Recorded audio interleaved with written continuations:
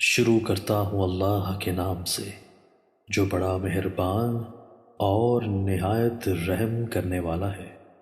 حضرت معاذ بن جبل رضی اللہ تعالیٰ عنہ سے مروی ہے کہ رسول اللہ صلی اللہ علیہ وآلہ وسلم نے فرمایا، جو شخص اللہ تعالیٰ سے اس حال میں ملا کہ اللہ کے ساتھ کسی کو شریک نہیں کرتا تھا، 5 نمازیں پڑھتا، رمضان کے روزے رکھتا تھا، اسے بخش دیا جائے گا۔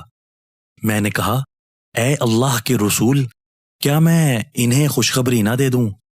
آپ صلی اللہ علیہ وآلہ وسلم نے فرمایا، انہیں چھوڑ دو، یہ عمل کرتے رہیں۔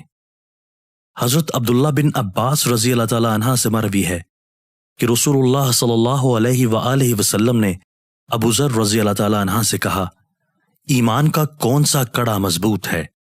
ابو ذر نے کہا، اللہ اور اس کا رسول بہتر جانتے ہیں۔ آپ صلی اللہ علیہ وآلہ وسلم نے فرمایا، اللہ کے لیے دوستی اور اللہ کے لیے دشمنی، اللہ کے لیے محبت اور اللہ کے لیے نفرت۔